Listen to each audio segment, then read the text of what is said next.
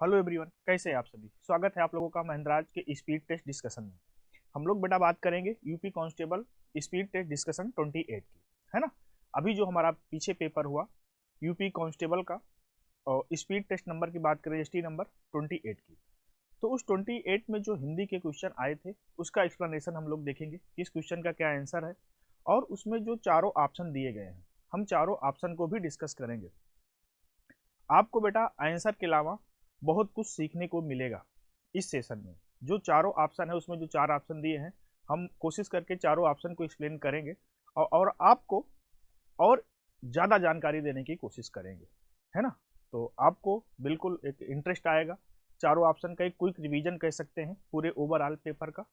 तो बिल्कुल हम लोग स्टार्ट करते हैं। UP constable speed test discussion 28 की बात करते हैं, है ना। तो सबसे पहले देखो, अगर हम कांस्टेबल की एसटी की बात करें और जो उसमें सबसे पहला क्वेश्चन था वो क्वेश्चन था हमारा 39 हिंदी का। उसमें सवाल क्या था बेटा, उसमें सवाल था कि अत्यंत शब्द में प्रयुक्त उपसर्ग है ना। यहाँ पर अत्यंत शब्द में उपसर्ग पूछा गया था। तो अत्यंत में अगर उपसर्ग की बात करें तो बहुत सारे बच्चों को इसका आंसर पता होगा और बहुत सारों को नहीं भी पता होगा। और कुछ लोगों को उपसर्ग तो पता होगा लेकिन ये कैसे उपसर्ग होता है ये नहीं पता होगा। हम सारे पॉइंटों की बात करेंगे, सारे पहलू को ध्यान में रखेंगे। उपसर्ग क्या होता है, कहाँ जुड़ता है, उपसर्ग का मतलब क्या होता है। देखो, अगर हम बेटा उपसर्ग की बात करें तो सबसे पहले बात करते हैं ये होता क्या है, फिर इसके आंसर पर आएंगे। ये जो उपसर्ग होता है बेटा, ये शब्द का अंश होता है। क्या होता है? शब्द का अंश। शब्द का अंश यानी कि इसे हम लोग क्या कहते हैं? शब्दांश कहते हैं। ये हमारे शब्द का अंश होता है। क्लियर? अच्छा, और ये जुड़ता कहाँ है? ये शब्द के आदि में जुड़ता है। शब्द के आदि में, ये शब्द के आदि में जुड़ता है। आदि का मतलब होता है पहले। ये एग्जाम में बहुत कंफ्यूजिंग पॉइंट होता है। एग्जामिनर उसी पॉइंट को जरूर पूछता है एग्जाम में जहां पर बच्चा कंफ्यूज हो। बच्चा आदि का मतलब समझता है बाद में, लेकिन आदि शब्द का मतलब होता है, आदि शब्द का अर्थ होता है कि पहले। ये जो उपसर्ग जुड़ता है ये शब्द के आदि में जुड़ता है। आदि का मतलब क्या होता है? पहले। अच्छा, शब्द में जुड़ता है तो करता क्या है? अब सवाल इस बात का होता है कि सर ठीक है ये शब्द के आगे ऐड होता है, लेकिन जुड़ने के बाद क्या काम करता है? जुड़ने के बाद बेटा ये उपसर्ग क्या करता है? शब्द के अर्थ में परिवर्तन कर देता है। शब्द के अर्थ में,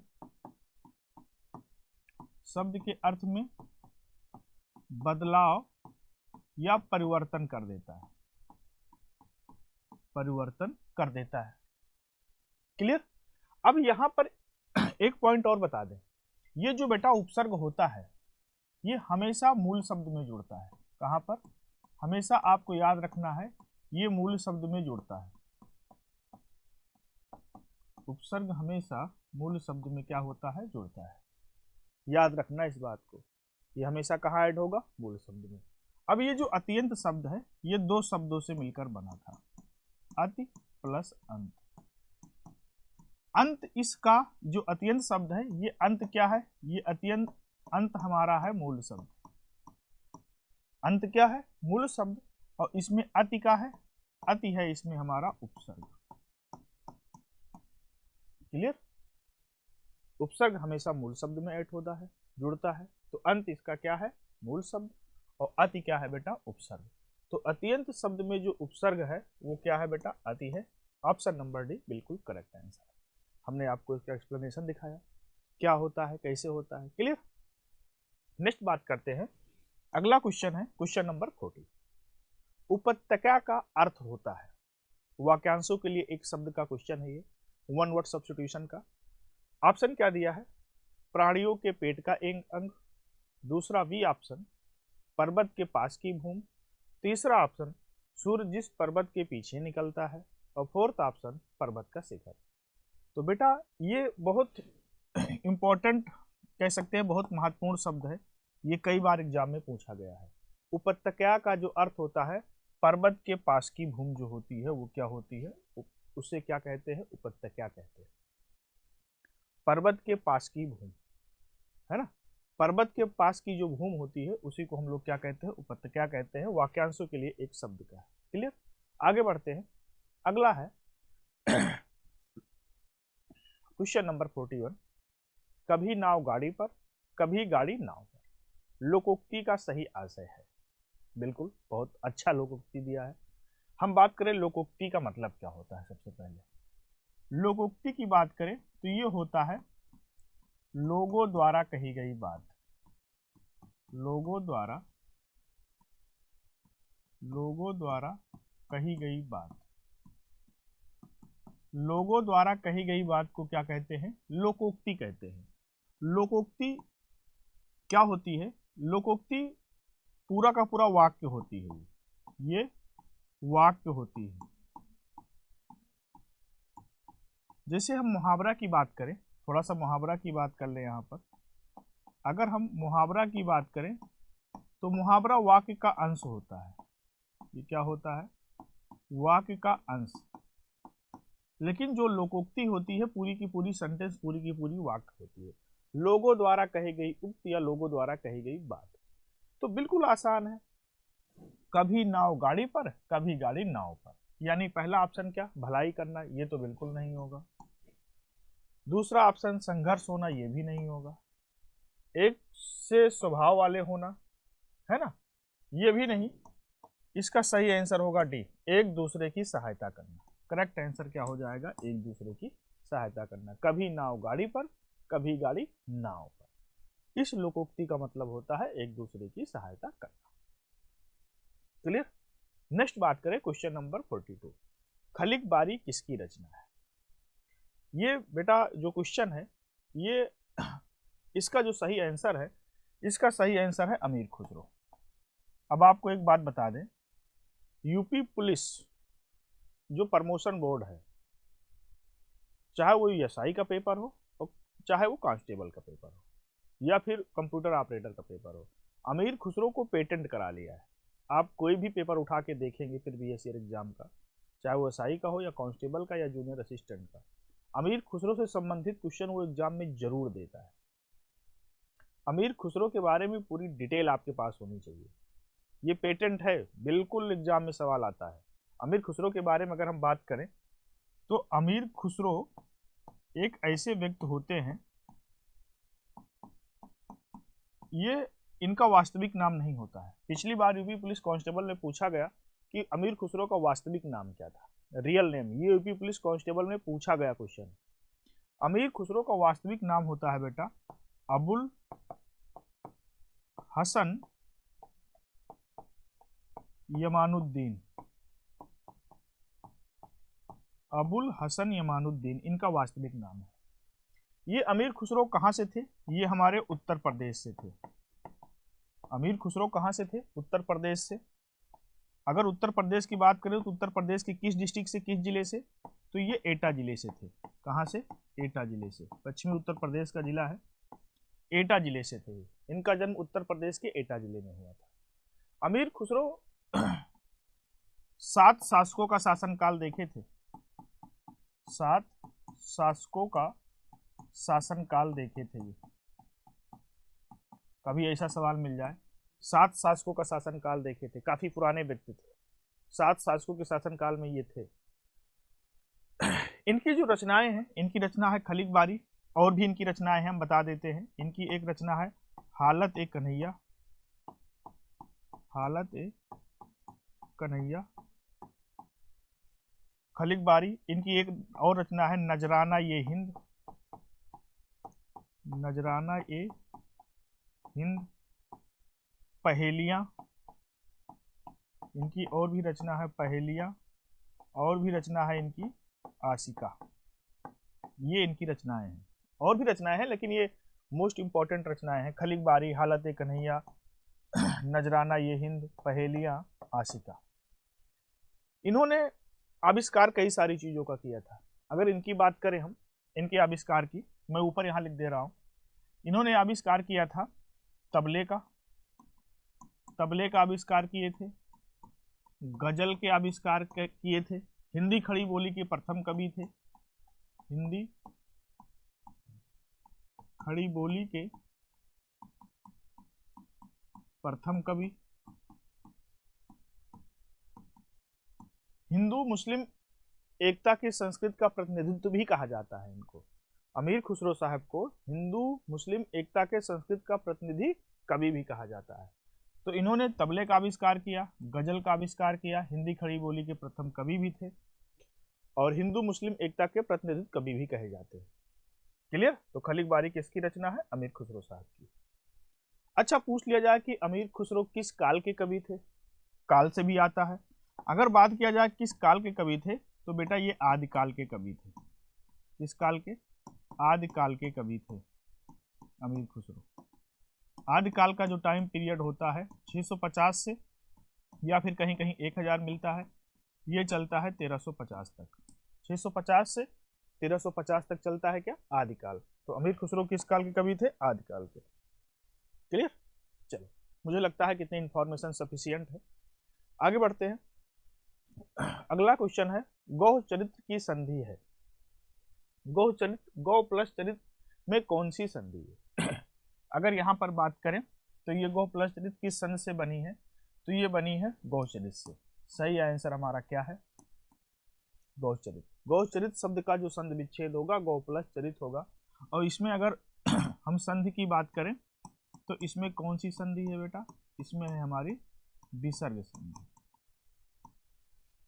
अगर और हम आगे बात करें, संधि के मुख्यतः कितने भेद होते हैं? संधि के मुख्यतः बेटा 3 भेद होते हैं, हम सबको पता है। स्वर संधि, दूसरी होती है व्यंजन संधि और तीसरी संधि होती है बेटा विसर्ग संधि। तो संधि के 3 भेद होते हैं। अच्छा, पूछा जाए स्वर संधि के कितने भेद होते हैं? तो स्वर संधि के 5 भेद होते हैं, हम सबको पता है। दीर्घ संधि, गुण संधि, वृद्ध संधि, यण संधि और अयाद संधि। क्लियर? नेक्स्ट बात करें, अगला क्वेश्चन है, घड़ी में तोला घड़ी में मासा का अर्थ है। मोस्ट इंपॉर्टेंट, कई बार एग्जाम में पूछा गया।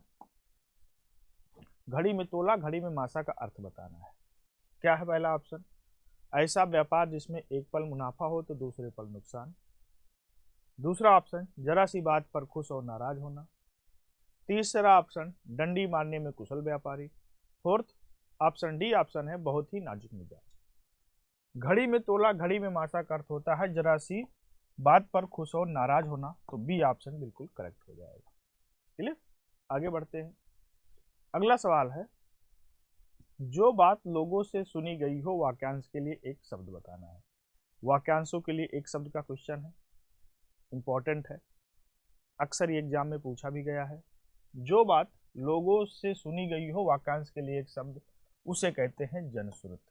करेक्ट आंसर क्या हो जाएगा? जनश्रुत। अच्छा, लोकोक्ति क्या होती है? जो बात लोगों से सुनी गई हो उसको जनश्रुत कहते हैं। लोगों द्वारा कही गई बात, लोगों द्वारा कही गई बात, लोगों द्वारा कही गई बात को क्या कहते हैं? लोकोक्ति कहते हैं। क्लियर? और जो बात लोगों से सुनी गई हो उसके लिए क्या होता है? जनश्रुत होता है। क्लियर? आगे बढ़ते हैं। अगला क्वेश्चन है 46, तरणी के ही संग तरल तरंग में तरिण डूबी थी हमारी ताल में। ऊपरी पंक्तियों में उपरयुक्त पंक्तियों में कौन सा अलंकार है? बिल्कुल, बहुत अच्छा सवाल है। पहला ऑप्शन है यमक अलंकार, दूसरा है श्लेष अलंकार, तीसरा है भ्रांतिमाल अलंकार और फोर्थ है उत्प्रेक्ष अलंकार। अगर बेटा इसके हम सही आंसर की बात करें तो यहाँ पर जो सही आंसर होगा यमक अलंकार होगा। अब आप कहोगे कि सर कैसे और क्यों? बिल्कुल हम आपको बताते हैं। देखो बेटा, जो यमक अलंकार होता है, यमक अलंकार उस अलंकार को कहते हैं जहां पर एक ही शब्द, जहां पर एक ही शब्द एक से अधिक बार आए, एक से अधिक बार आए और उनके अर्थ अलग अलग हों, और उनके अर्थ अलग अलग हों, वहां पर कौन सा अलंकार होता है? वहां पर यमक अलंकार होता है। जैसे हम लोगों ने पढ़ा है, कनक कनक ते सौगुनी, माँ धकता अधिकाय, या खाए बौराए जग, या पाए बौराए। तो वहां पर एक कनक का अर्थ सोना होता है, एक कनक का अर्थ धतूरा होता है, तो वहां पर कौन सा अलंकार होता है? यमक अलंकार। जहां पर एक ही शब्द एक से अधिक बार आए और उनके अर्थ अलग अलग हो, वहां पर क्या होगा? यमक अलंकार। अब यहाँ पर ऐसा कौन सा शब्द आया है एक से अधिक बार? देखो, तरणी, तरणी नहीं, तरणी होना चाहिए यहाँ पर। तरण एक बार और दूसरी बार तरण। तरण शब्द 2 बार प्रयुक्त हुआ है ना? तरण शब्द 2 बार प्रयुक्त हुआ है और इसके दोनों बार अर्थ अलग अलग है। इस तरण का अर्थ जो है, ये इस तरण का अर्थ है सूर्य, और इस तरण का अर्थ है क्या? नाव। देखो, अब ये कैसे हमको पता? अब आप कहोगे कि सर आपको तो पता है, लेकिन हमको कैसे पता चलेगा? सेंटेंस अगर इस वाक्य को ध्यान से पढ़ोगे तो बिल्कुल इसी में इसका आंसर छिपा हुआ है। तरण के ही संग तरल तरंग में, सूर्य की जो तरंगे हैं उसकी बात हो रही। तरण डूबी थी हमारी ताल में। ताल का मतलब तालाब, डूबी मतलब तालाब में क्या डूबी? नाव। तो तरण नाव का पर्यायवाची शब्द है और तरण का अर्थ यहाँ पर सूर्य से है। तो यहाँ पर तरण शब्द के 2 अर्थ, इसलिए यहाँ पर कौन सा अलंकार? यमक अलंकार। और भी ऑप्शन की बात कर लें, अगर हम बेटा श्लेष अलंकार की बात करें, श्लेष अलंकार क्या होता है? जहां पर एक ही शब्द के एक से अधिक अर्थ निकले। श्लेष शब्द का मतलब होता है बेटा क्या? चिपका हुआ। इस शब्द का मतलब क्या होता है? चिपका हुआ। जहां पर एक ही शब्द के एक से अधिक अर्थ निकले, वहां पर कौन सा अलंकार होता है? श्लेष अलंकार। जैसे रहमन पानी राखिए, बिन पानी सब सून, और पानी गए न उबरे, मोती मानुष चून। तो यहां पर पानी शब्द के 3 अर्थ हैं, एक चमक, एक प्रतिष्ठा, एक जल। भ्रांतिमान की बात करें तो यहां पर क्या होता है? भ्रम होता है। 2 वस्तुओं के बीच में भ्रम। भ्रांतिमान अलंकार कहते हैं किसे? जहां पर 2 वस्तुओं के बीच में भ्रम की स्थिति हो। और उत्प्रेक्षा अलंकार क्या होता है? जहां पर उपमेय में उपमान की संभावना व्यक्त की जाए, वहां पर कौन सा अलंकार होता है? उत्प्रेक्षा अलंकार। क्लियर? उत्प्रेक्षा अलंकार क्या होता है? जहां पर उपमेय में उपमान की संभावना व्यक्त की जाए, वहां पर उत्प्रेक्षा अलंकार। और भ्रांतिमान का मतलब होता है भ्रम, है ना? जहां पर भ्रम की स्थिति हो। जैसे फिरत घनत नूथन पथिक चले चित भाग, और फूलो देख प्लास बन, समझो लगे दवाग। है ना? फिरत घनत नूथन एक यात्री है जो किसी दूसरे देश की यात्रा पर जा रहा है। फिरत घनत नूथन, पथिक मतलब होता है यात्री, चकित चले चित भाग, फूलो देख प्लास बन। प्लास का जो फूल होता है वो रेड कलर का होता है, लाल कलर का बड़ा सा होता है। फूलो देखे प्लास बन, समझो लगे दवाग्नि। दवाग्नि का मतलब होता है जंगल की आग। एक दूसरे देश का यात्री किसी दूसरे देश की यात्रा पर जा रहा था, उसने प्लास के फूल को देख के क्या समझ लिया? जंगल की आग समझ लिया। जब वो जंगल की आग समझ लिया और जंगल की आग को समझ को अपने देश जहां से आया था वहीं वापस चला गया। तो यहाँ पर 2 वस्तुओं के बीच में क्या हुआ? कंफ्यूजन हो गया, भ्रम हो गया। वो प्लास के फूल को जंगल की आग को समझ बैठा था। वहां पर प्लास का फूल, प्लास का फूल बड़ा होता है, रेड कलर का, थोड़ा सा बड़े साइज में होता है। हमारे उत्तर प्रदेश का राजकीय पुष्प भी है प्लास, है ना? तो प्लास के फूल को जंगल की आग समझ लिया, तो वहां पर उसको भ्रम हो गया। तो भ्रांतिमान अलंकार उसे कहते हैं। क्लियर? आगे बढ़ते हैं, अगला सवाल है, त्रिकोण शब्द में कौन सा समास है? 47। पहला ऑप्शन बहुब्रीहि समास, दूसरा बेभाव समास, सी ऑप्शन द्विगु समास, और 4th ऑप्शन कर्मधारय समास। अब बात करें त्रिकोण की। अब अगर इस त्रिकोण का हम समास विग्रह करेंगे, इस त्रिकोण का क्या करें? समास विग्रह जब करेंगे तो क्या निकल के आएगा? 3 कोणों का समूह। 3 कोणों का समूह।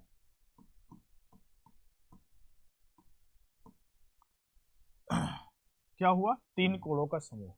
और बेटा द्विगु समास उस समास को कहते हैं जिसका पूर्व पद संख्यावाचक विशेषण हो तथा उसमें समूह या समाहार का बोध हो रहा हो। द्विगु समास, इसका जो करेक्ट आंसर हो जाएगा वो द्विगु समास होगा। और द्विगु समास ये कहता है जिस समास का पूर्व पद, जिस समास का पूर्व पद क्या हो? संख्यावाचक विशेषण हो। संख्यावाचक विशेषण। अब देखो यहां पर ये जो 3 शब्द है ये संख्यावाचक विशेषण है। क्या है? संख्यावाचक विशेषण शब्द क्या है? 3। और दोनों पदों के बीच में क्या होता है, द्विगु समास क्या होता है, जिसका पूर्व पद संख्यावाचक विशेषण हो तथा उसमें समूह और समाहार का बोध हो रहा हो। और यहाँ पर समूह या समाहार का बोध हो रहा है, इसलिए यहाँ पर क्या कौन सा समास हो जाएगा, द्विगु समास हो जाएगा, है ना। अगर हम बहुब्रीहि समास की बात करें तो बहुब्रीहि समास के दोनों पद गौण होते हैं। क्या होते हैं, दोनों पद गौण होते हैं। गौण का मतलब होता है बेटा अप्रधान। और ये जो बहुब्रीहि समास होता है, ये समास जो शब्द होता है बहुब्रीहि समास का, ये अपना अर्थ नहीं प्रकट करता, किसी दूसरे शब्द की ओर संकेत करता है। हम ऐसा कह सकते हैं कि जो बहुब्रीहि समास होता है, इस शब्द का अपना अर्थ नहीं होता, किसी दूसरे शब्द की ओर क्या करते हैं, संकेत।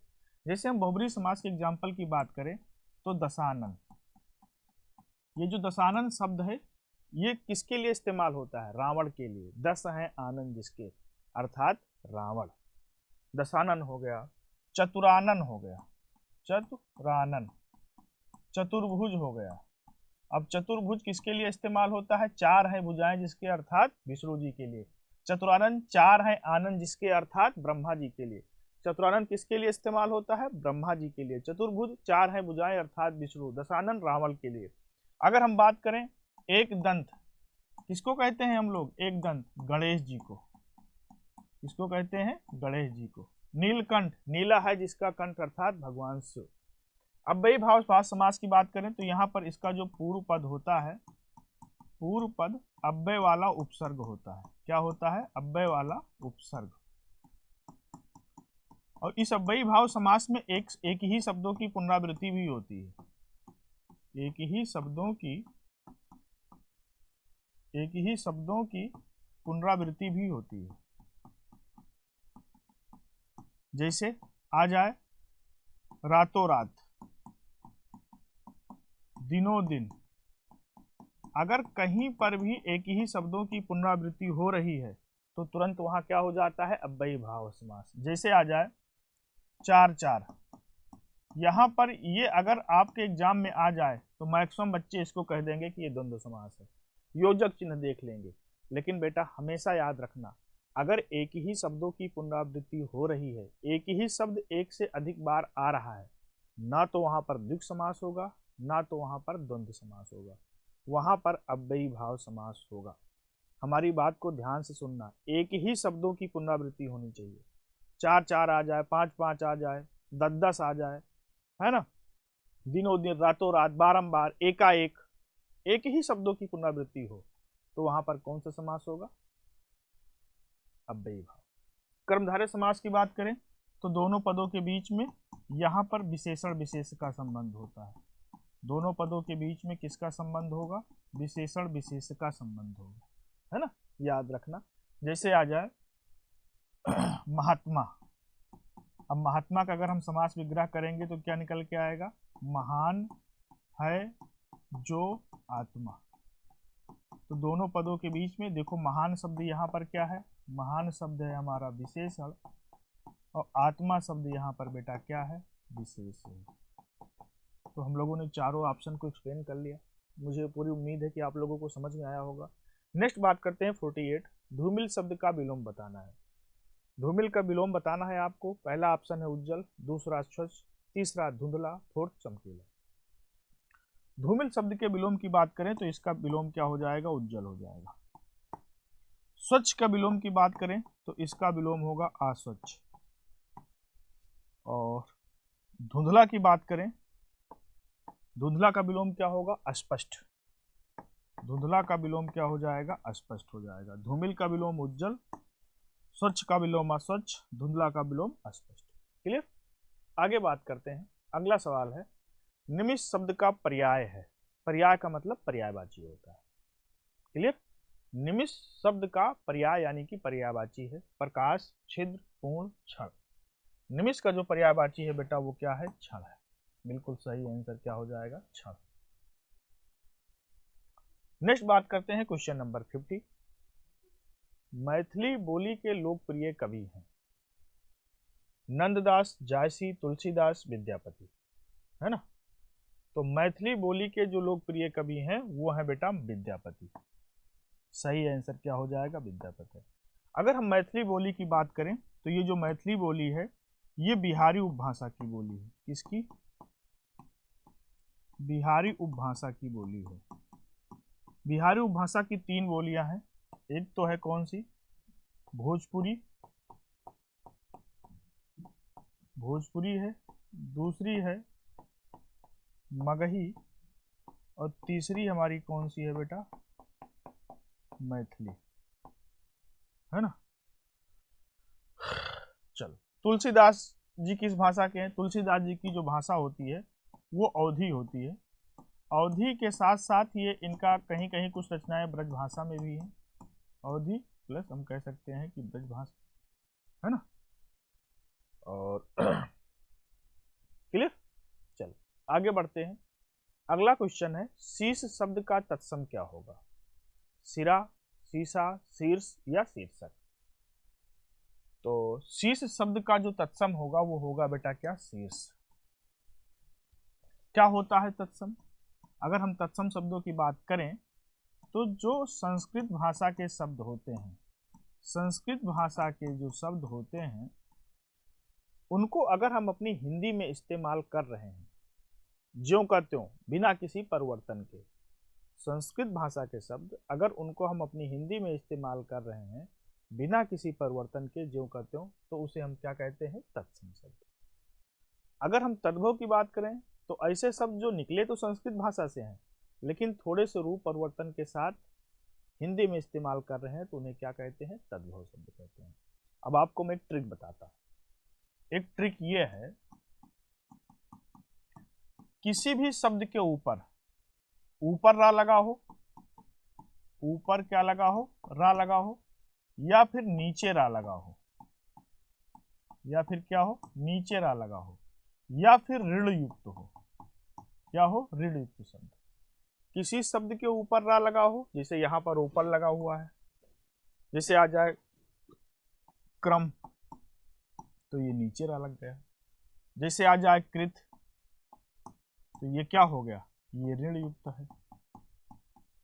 किसी शब्द के ऊपर रा लगा हो या नीचे रा लगा हो या फिर ऋण युक्त शब्द हो तो वह शब्द हमेशा हमारा तत्सम होता है। याद रखना। देखो यहां पर ऊपर रा लगा है तो ये हमारा क्या हो गया? तत्सम हो गया। क्लियर। चलो बात करते हैं क्वेश्चन नंबर 52 की। कई दर्शक गण किस विशेषण का उदाहरण है? अच्छा सवाल है। पहला ऑप्शन है निश्चित प्रमाणवाचक, दूसरा अनिश्चित प्रमाणवाचक, तीसरा निश्चित संख्यावाचक और फोर्थ अनिश्चित संख्यावाचक। कई दर्शक गण, है ना। तो इसका जो सही आंसर होगा वो होगा अनिश्चित संख्यावाचक विशेषण। ये हमारा अनिश्चित संख्यावाचक विशेषण है। अब कहोगे क्यों और कैसे? देखो बेटा, ये जो कई दर्शक गण हैं, कई दर्शक गण में क्या है कि कई में हमारा डेटा कंफर्म नहीं है। कई में तो बहुत हो सकते हैं, 40 भी हो सकते हैं, 50 भी हो सकते हैं, 100 भी हो सकते हैं, 200 हो सकते हैं। डेटा फिक्स नहीं है। जब डेटा फिक्स नहीं है तो इसको हम क्या कहेंगे? अनिश्चित संख्यावाचक विशेषण। अगर यहीं पे आ जाता 20 दर्शक गण, 20 दर्शक, अगर 20 दर्शक आ जाए तो ये क्या हो जाएगा? ये तुरंत हो जाएगा निश्चित संख्यावाचक विशेषण। ऐसे समझो, जो हमारा संख्यावाचक विशेषण होता है, अगर हम संख्यावाचक विशेषण की बात करें तो इसके दो भेद होते हैं। एक होता है हमारा क्या? निश्चित संख्यावाचक, और दूसरा हमारा बेटा होता है अनिश्चित संख्यावाचक विशेषण। निश्चित संख्यावाचक विशेषण में क्या होता है? यहां पर कंफर्म डेटा रहेगा। अनिश्चित संख्यावाचक विशेषण में डेटा कंफर्म नहीं रहेगा। जैसे कह दें हम 20 आदमी, तो 20 आदमी क्या हो गया? कंफर्म है कि 20 आदमी। यहां हम कह दें कुछ आदमी, अब कुछ आदमी में क्या हमारा कंफर्म है कितने आदमी? नहीं, तो हो जाता है अनिश्चित। क्लियर। चलो आगे बढ़ते हैं। अगला क्वेश्चन है, बारंबार में कौन सा समास है? पहला ऑप्शन द्वंद्व समास, दूसरा बहुब्रीहि समास, तीसरा कर्मधारय समास, फोर्थ ऑप्शन अव्ययीभाव समास। अभी हमने इसके बारे में बात किया था थोड़ी देर पहले। देखो अगर इस बारंबार का समास विग्रह करेंगे तो क्या निकल के आएगा? बार के बाद बार, एक ही शब्दों की पुनरावृत्ति हो रही है और कहीं पर भी, अभी हमने बताया था बार के बाद बार यानी कि बारंबार एक ही शब्दों की अगर पुनरावृत्ति होती है तो वहां पर हमारा क्या होता है, अव्ययी भाव समास। द्वंद्व समास की बेटा बात करें तो द्वंद्व समास एक ऐसा समास होता है जिसके दोनों पद प्रधान होते हैं। क्या होता है, दोनों पद प्रधान होते हैं। दोनों पद प्रधान होते हैं। प्रधान का मतलब कि इस समास के दोनों पद प्रधान या मुख्य होते हैं। प्रधान और मुख्य एक ही बात है। अगर हम पद की बात करें तो बेटा समास में कितने पद होते हैं, अगर समास में पद की बात करें तो दो पद होते हैं। एक होता है पूर्व पद और दूसरा होता है उत्तर पद, है ना। तो द्वंद्व समास के दोनों पद क्या होते हैं, प्रधान होते हैं। बहुब्रीहि समास के दोनों पद गौण होते हैं। अगर हम इसके बात करें तो इसके दोनों पद क्या हो जाएंगे, गौण हो जाते हैं। और कर्मधारय समास में दोनों पदों के बीच में क्या होता है, विशेषण विशेष या फिर उपमेय उपमान। देखो ध्यान से समझना, विशेषण विशेष या फिर उपमेय उपमान का संबंध होता है। किसका, उपमेय उपमान का क्या होगा, उपमेय उपमान का संबंध होता है। उपमेय उपमान का संबंध होता है। देखो कर्मधारय समास के दोनों पदों में विशेषण विशेष या फिर उपमेय उपमान का संबंध होता है। अब विशेषण क्या होता है हम सबको पता है, संज्ञा या सर्वनाम शब्दों की विशेषता बताने वाले को विशेषण कहते हैं और जिसकी विशेषता बताई जाती है उसे हम क्या कहते हैं, विशेष कहते हैं। उपमेय क्या होता है, उपमेय होता है जिसकी तुलना की जाए, जिसकी तुलना की जाती है उसे उपमेय कहते हैं और जिससे की जाए, जिसकी तुलना की जाए वो उपमेय और जिससे की जाए वो क्या होता है, उपमान होता है। देखो जैसे हम कह दें चंद्रमुख, अब आपसे एग्जाम में पूछा जाए कि चंद्रमुख में कौन सा समास है, तो अगर हम चंद्रमुख की बात करेंगे तो इसका समास विग्रह क्या होगा, चंद्र के समान मुख। क्या हो जाएगा, चंद्र के समान मुख। तो किसकी तुलना की जा रही है, मुख की तुलना की जा रही है, तो मुख यहाँ पर क्या हो जाएगा, उपमेय। और किससे की जा रही है, चंद्र से, तो चंद्र यहाँ पर हमारा बेटा क्या हो जाएगा, उपमान हो जाएगा। तो इस चंद्रमुख में कौन सा समास हो जाएगा, इसमें हो जाएगा हमारा कर्मधारय समास। अभी हमने आपको बताया है कि कर्मधारय समास के दोनों पदों के बीच में या तो विशेषण विशेष का संबंध होगा या तो उपमेय उपमान का संबंध होगा। क्लियर। तो बारंबार में कौन सा समास हो गया, अव्ययी भाव समास हो गया। नेक्स्ट बात करते हैं अगले क्वेश्चन पर। 54 की बात करें तो रस कलश किसकी रचना है, मोस्ट इंपॉर्टेंट, अक्सर एग्जाम में पूछा जाता है।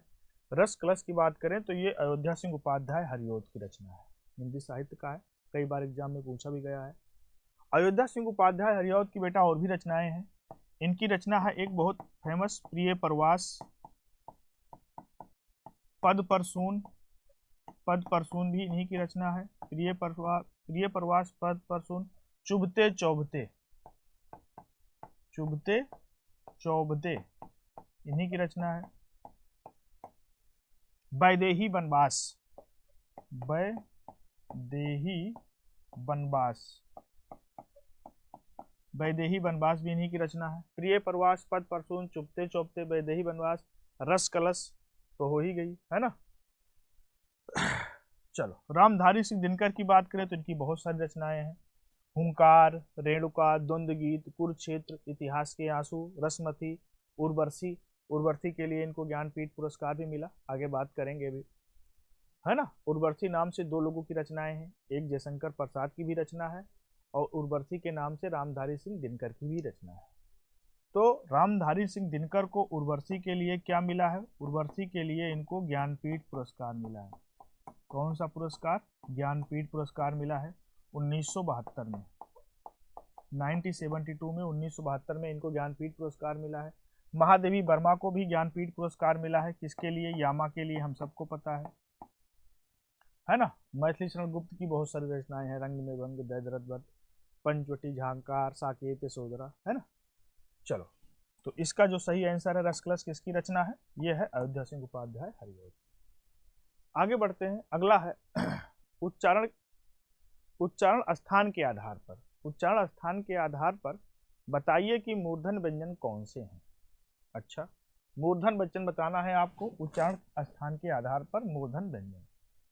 तो गा घा ये हमारा का वर्ग का है, ये हमारा का वर्ग के वर्ण है, तो इनका उच्चारण स्थान क्या हो जाएगा, कंठ हो जाएगा। ये हमारा किस वर्ग का है, चा वर्ग का।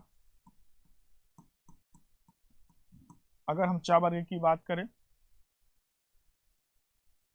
ये हमारा क्या है, तालु का है, इनका उच्चारण स्थान क्या होता है, तालु या तालव्य होता है। उसके बाद पा फा ये हमारे किस वर्ग के हैं, ओष्ठ के हैं। और इसका जो सही आंसर होगा वो क्या होगा, इसका जो सही आंसर होगा वो होगा डा और ढा। करेक्ट आंसर क्या हो जाएगा, डा और ढा। चलो आगे बात करते हैं, अगला क्वेश्चन है किस वाक्य में परिमाणवाचक क्रिया विशेषण का प्रयोग हुआ है ना, परिमाणवाचक क्रिया विशेषण का प्रयोग हुआ है। क्वेश्चन नंबर 56, पहला ऑप्शन है खेल का मैदान बड़ा है, पहला ऑप्शन। दूसरा, पंकज अच्छा गायक है। तीसरा ऑप्शन, मैं सफेद कमीज नहीं पहनता। फोर्थ ऑप्शन, इस बार बारिश में बहुत ओले गिरे गिरे होगा यहाँ पे। तो परिमाणवाचक क्रिया विशेषण किसमें है, यहाँ पर मैं सफेद कमीज नहीं पहनता, ये परिमाणवाचक क्रिया विशेषण है। परिमाण का मतलब क्या होता है, परिमाण का मतलब हो जहां पर क्या होता हो, माप तौल की बोध होता हो, माप तौल की बात होती हो। जहां पर माप तौल की बात हो वहां पर क्या होता है, परिमाणवाचक होता है। यहाँ पर कमीज नहीं पहनता, कमीज की जो बात होती है माप तौल की होती है। कमीज का कपड़ा लेने जाओ तो फिर माप की मिलती है ना कमीज। चलो आगे बात करते हैं, अगला है किस वाक्य में विराम चिन्ह का उचित प्रयोग नहीं हुआ है। पहला ऑप्शन है मैं मनुष्य में मानवता देखना चाहती हूँ, उसे देवता बनाने की मेरी इच्छा नहीं है। ठीक है। वह दूर से बहुत दूर से आ रहा है, सुनो सुनो वह गा रही है, प्रिय महाशय मैं आपका आभारी हूँ। किस वाक्य में उचित विराम चिन्ह का प्रयोग नहीं हुआ है, तो इसका जो सही आंसर है वो है डी, इसमें नहीं हुआ है।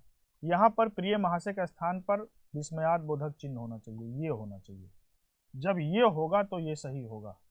एक्चुअल में यहाँ पर ये है नहीं, तो ये क्या हो जाएगा, गलत हो जाएगा। इसमें पूछा क्या गया है, गलत पूछा गया है, तो इसमें नहीं हुआ है ना।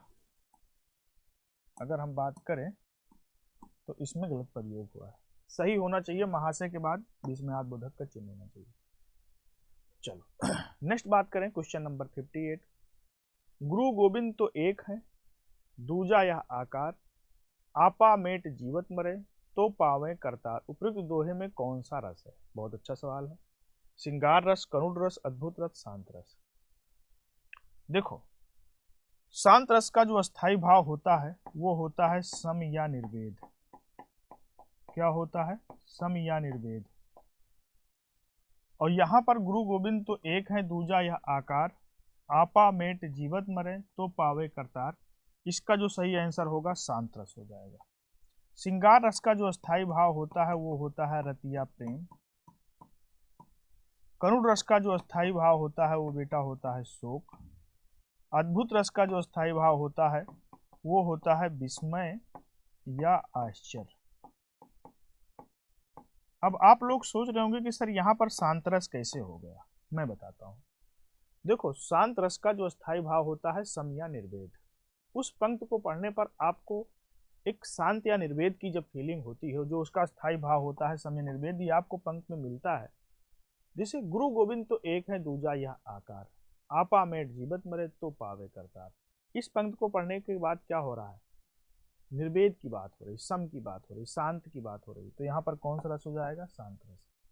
श्रृंगार रस की बात करें तो श्रृंगार रस का स्थायी भाव रतिया प्रेम होता है, और श्रृंगार रस को सर्वश्रेष्ठ रस के नाम से जाना जाता है। किस नाम से, इसको सर्वश्रेष्ठ रस के नाम से जानते हैं।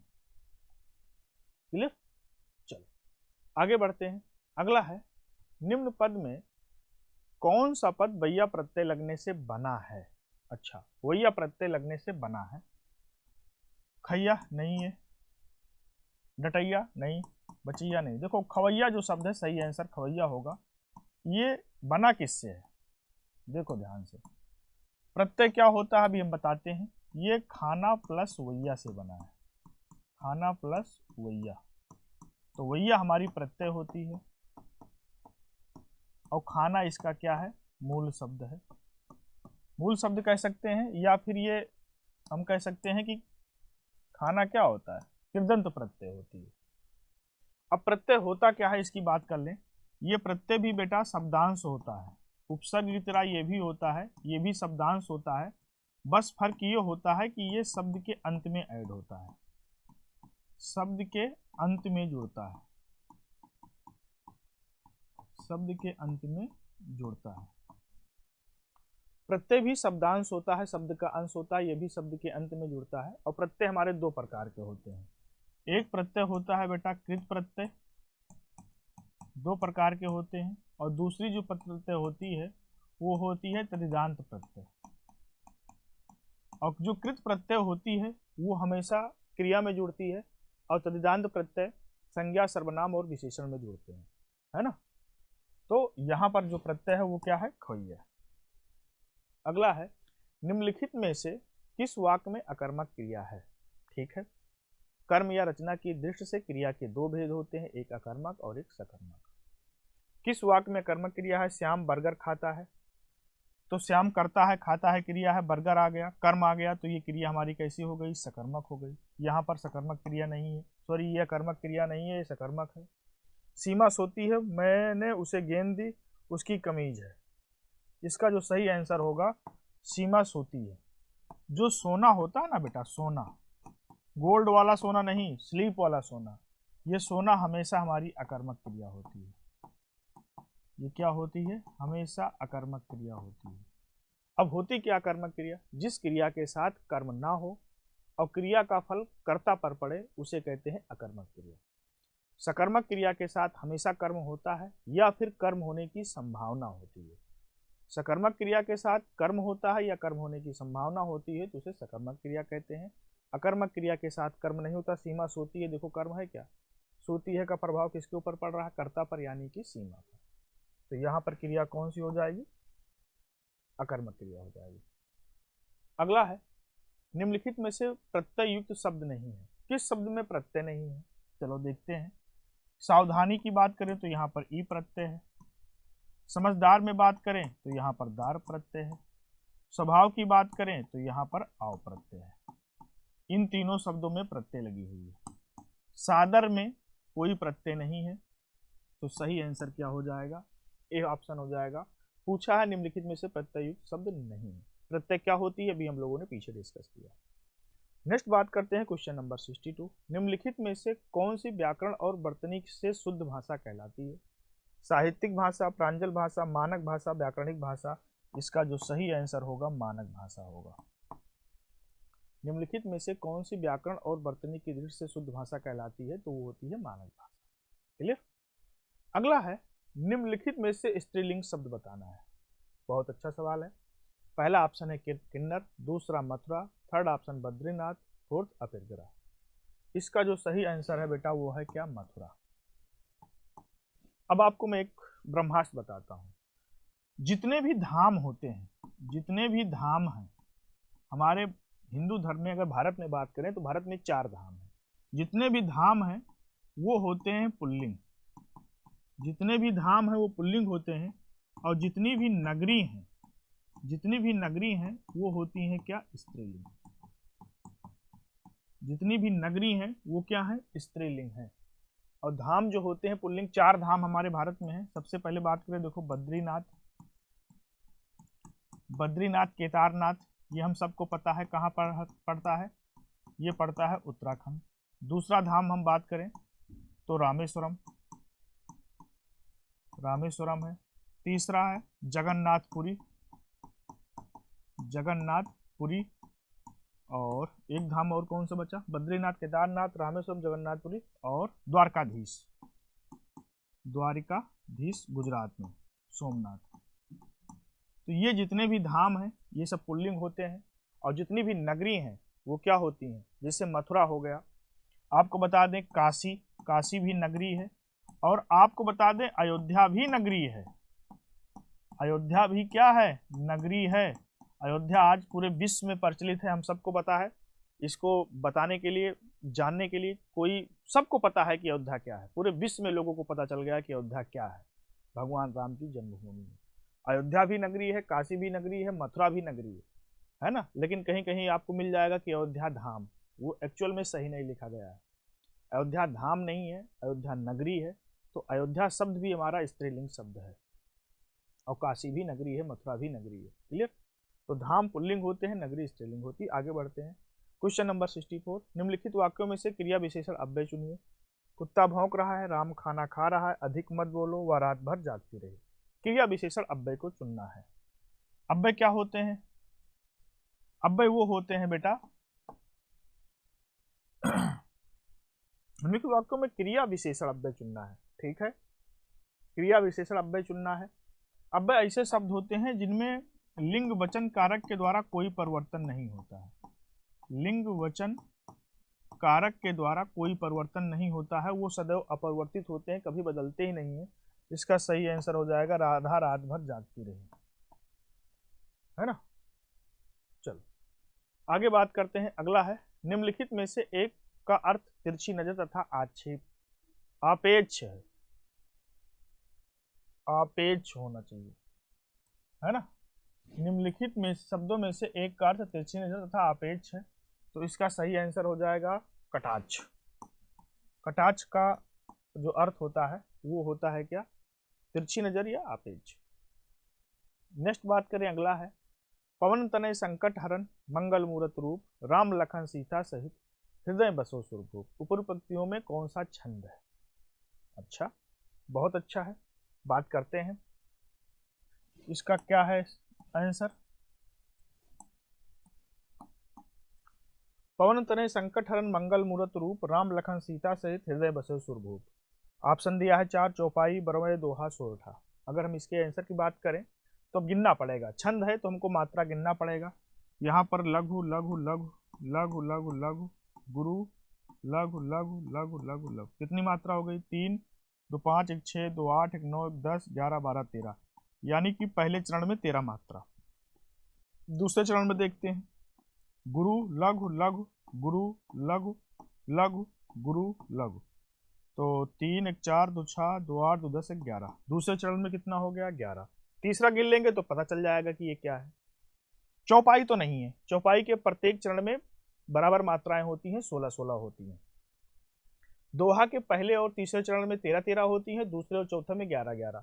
ज्यादा संभावना किसकी लग रही है? दोहा की। अभी पता चल जाएगा जब तीसरा चरण हम काउंट कर लेंगे। तो गुरु लघु लघु लघु लघु, है ना। अगर हम बात करें तो गुरु और गुरु, 3, 2 5, 1 6, 2 8, 2 10, 11, 12 और 1 13, यानी कि तीसरे चरण में कितनी हो गई? 13। पहले और तीसरे चरण में अगर 13-13 मात्राएं हो गई, पहले और तीसरे चरण में 13-13, दूसरे और चौथे चरण में अगर 11-11 मात्राएं होती हैं तो हमारा क्या होता है? दोहा होता है। और दोहा का जस्ट उल्टा क्या हो जाता है? सोरठा हो जाता है। तो इसका जो सही आंसर हो जाएगा वो क्या हो जाएगा? दोहा। आगे बात करते हैं क्वेश्चन नंबर 67, भाषा निर्माण की इकाइयों का सही अनुक्रम है। अच्छा, भाषा निर्माण की इकाइयों का सही अनुक्रम की बात करें तो यहाँ पर सबसे पहले ध्वनि आएगा, ध्वनि के बाद शब्द आएगा, शब्द के बाद पद आएगा, पद के बाद क्या आएगा? वाक्य आएगा। करेक्ट आंसर क्या हो जाएगा? D option. नेक्स्ट बात करें क्वेश्चन नंबर 68, रामधारी सिंह दिनकर को किस रचना के लिए ज्ञानपीठ पुरस्कार प्राप्त हुआ था? अभी हम लोगों ने पीछे डिस्कस किया था। तो रामधारी सिंह दिनकर को उर्वर्थी के लिए ज्ञानपीठ पुरस्कार प्राप्त हुआ था। यह प्राप्त हुआ था 1972 में। और ज्ञानपीठ की बात करें तो बेटा ये जो ज्ञानपीठ पुरस्कार होता है, साहित्य की क्षेत्र में दिया जाने वाला सर्वश्रेष्ठ पुरस्कार होता है। किसमें? साहित्य की क्षेत्र में दिया जाने वाला सर्वश्रेष्ठ पुरस्कार होता है। और इस ज्ञानपीठ पुरस्कार में 11 लाख रुपए मिलती है पुरस्कार प्राइज। याद रखना, साहित्य के क्षेत्र में दिया जाने वाला सबसे बड़ा पुरस्कार होता है और 11 लाख रुपए मिलता है। क्वेश्चन नंबर 69, मनुष्य के डांट डांट में पुस्तकें उसकी मित्र, मार्गदर्शक, प्रेरक और साथी होती हैं। मनुष्य के तनाव में, सुख में क्या होगा इसका आंसर? फटाफट आप लोग बताएं, आप लोगों को पता भी होगा। अगर हम इसके आंसर की बात करें, है ना, चलो अगर इसके आंसर की बात करें तो मनुष्य में पुस्तकें उसकी मित्र, मार्गदर्शक, है ना, और क्या है, उसकी मित्र, मार्गदर्शक, प्रेरक और साथी होती हैं, है ना। तो अगर इसकी बात करें तो कष्ट में, एकांत में, तनाव में, इसका आंसर तनाव में होना चाहिए, है ना। इसका सही आंसर क्या होना चाहिए, तनाव में। चलो आगे बात करते हैं। अगर हम इसमें बात करें, है ना,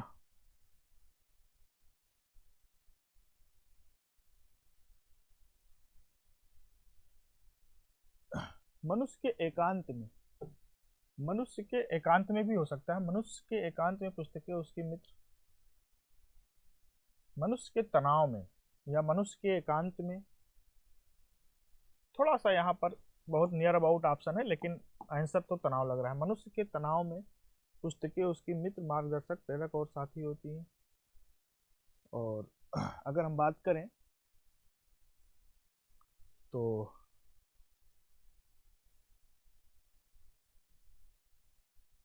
चलो हमारे हिसाब से तो तनाव में होना चाहिए।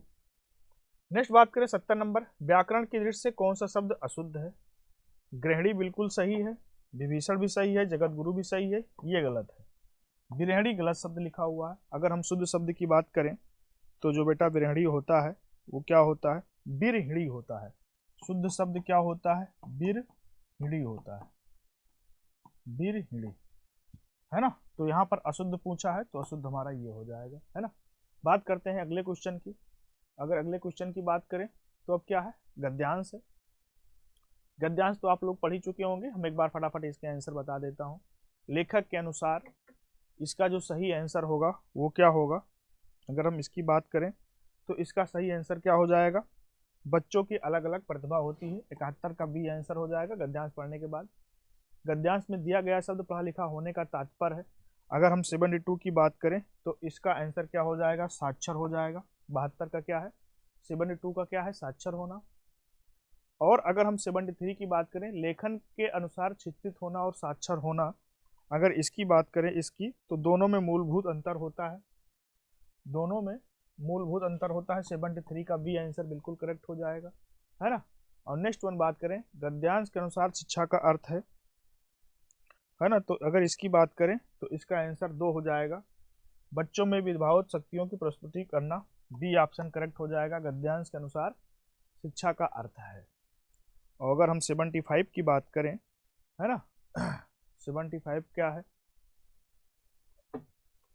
गद्यांश के अंतिम पैराग्राफ में दिया गया वाक्य उसकी प्रदत्त प्रतिभा क्या है, वाक्य का भेद बताइए। अच्छा, उसकी प्रदत्त प्रतिभा क्या है, वाक्य का भेद बताइए। संकेतवाचक है, विधानवाचक, विस्मयावाचक, तो इसका सही आंसर होगा प्रश्नवाचक, क्योंकि प्रश्न पूछा जा रहा है। तो इसका जो करेक्ट आंसर क्या हो जाएगा बेटा, वो प्रश्नवाचक हो जाएगा। क्लियर, आगे बढ़ते हैं। तो बेटा ये था हमारा हिंदी का डिस्कशन। आप लोग जरूर बताइएगा कि डिस्कशन कैसा लगा। हमने चारों ऑप्शन को डिटेल में डिस्क्राइब करने की कोशिश किया है, जहाँ तक संभव हो पाया है, जहाँ पर एक्सप्लेन की ज़रूरत थी। तो UP police constable speed test number 28 का जो डिस्कशन था वो हम लोगों ने कंप्लीट कर लिया। क्लियर, ओके, थैंक यू, धन्यवाद।